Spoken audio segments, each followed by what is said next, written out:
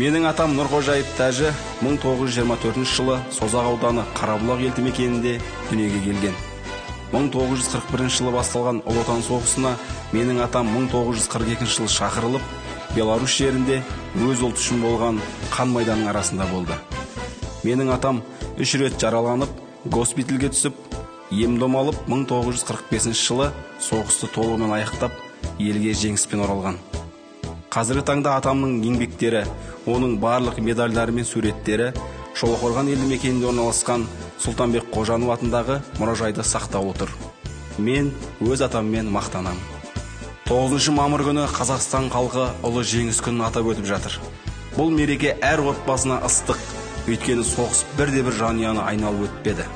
Әр отбасында соғысқа қатысып, жеңіспен оралған, немесе ерлікпен қаза тапқан және оралмаған ата-әжелер бар. Қаншама адам тылда еңбек етті.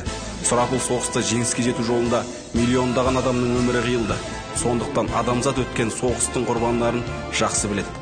Қазақстаннан 1941 және 45 жылдардағы қанды қырғынға 1,5 миллион ұл мен қыз аттаныпты.